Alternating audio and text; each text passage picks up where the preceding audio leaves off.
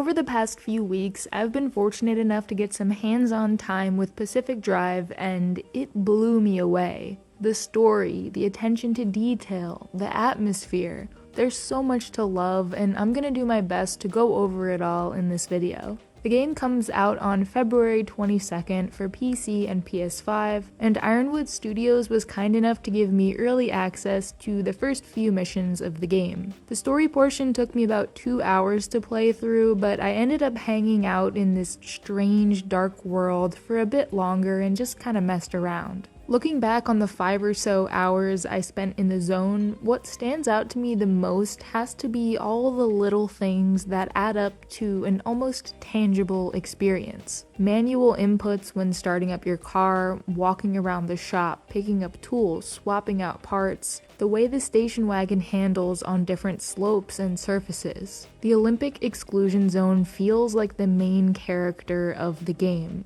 But it's not the protagonist or the villain. It's something else entirely. There's so much going on with this story, the anomalies, the car. It was a lot to take in, and I can tell that this game has a ton to offer and plenty of secrets waiting to be found. I love it.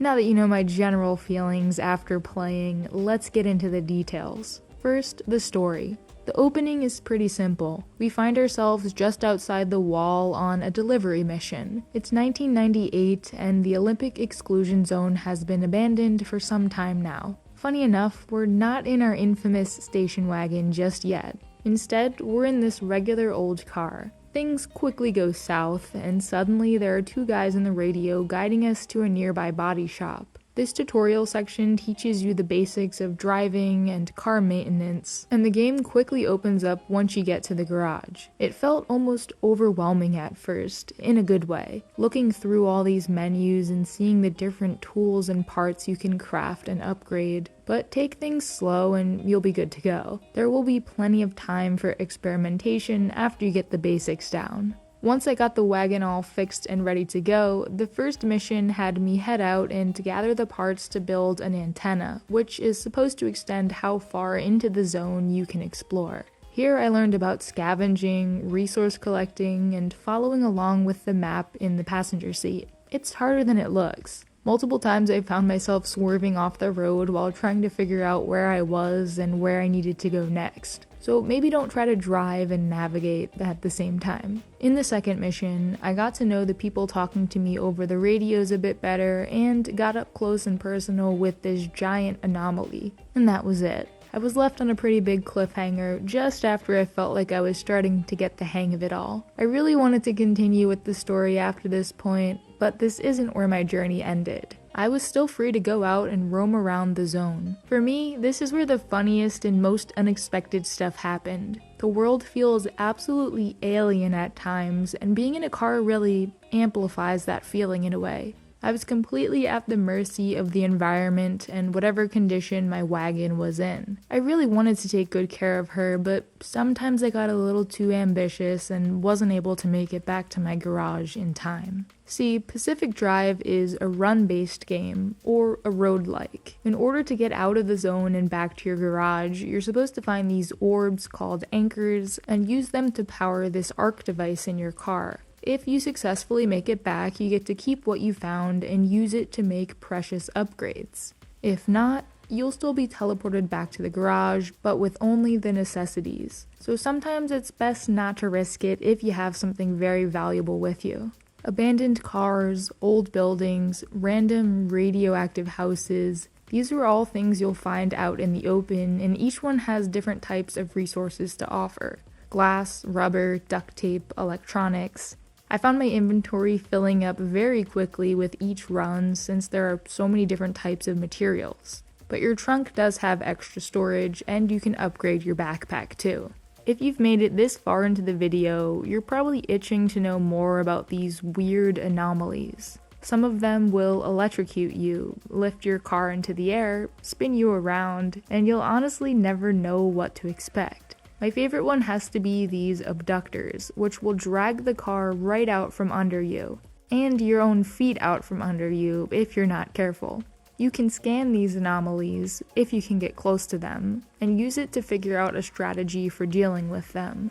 but you will definitely come across a lot of very weird things. There's this sequence in one of Pacific Drive's trailers where the station wagon arrives at the body shop all beat up, run after run. I'm laughing watching this now because this is exactly how it feels in the game. The car is completely trashed, sometimes barely even making it home, then you unscrew a few bolts, replace a tire or two, and off you go again. Okay, it might be a little more complicated than that, but if you were at all worried about not being able to customize your car enough, well, don't worry. Between repairing parts, crafting new ones, and slapping on this magical putty, this station wagon feels like the real deal that needs to be cared for and loved. And the friendly dumpster is always there for you if there are any vital parts you seem to be missing.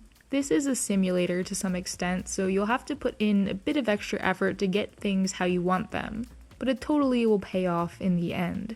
For example, I dropped something under the car, and it took me a good 5 minutes to realize that, but the aha moment I had when I finally found it was priceless. And I'd call fixing your car almost tedious, but in the best way. I know that word has a negative connotation, but you know what I mean. Like when you have a new tire in your hands, but forgot to take the old one off first. So you have to drop that one, unbolt the one that's still attached, throw it off to the side, pick up the first tire, and finally you can put it on. But I'd imagine that once you really get the hang of this general maintenance, it'll become second nature and you'll be back to the zone in no time. And once you get further into the upgrade system, you'll be able to put together some pretty neat setups. A couple last technical kind of notes here. I first played through the demo with keyboard and mouse. I'm a PC gamer, so using a controller, especially for first-person games, doesn't really come naturally for me.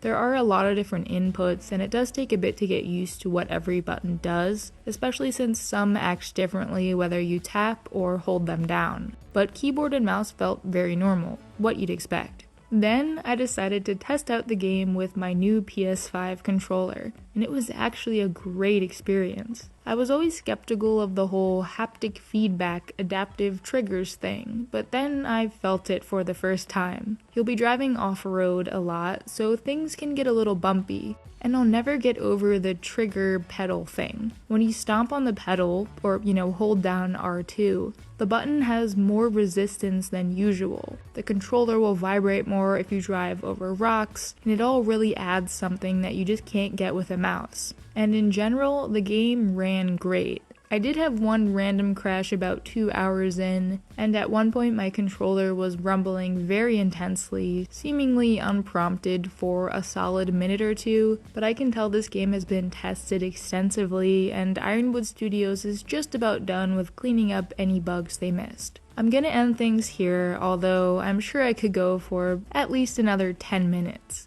We're almost 1 month away from release now, and Pacific Drive is absolutely going to be a hit. No early access, no VR support, no third-person mode, no multiplayer, just a wonderfully atmospheric single-person adventure that gets the No Caps seal of approval. You can pre-order the deluxe edition for PS5 right now for $40 and it comes with some neat looking goodies. I'm very excited for this release and will patiently be waiting for February 22nd. In the meantime though, you might want to check these out.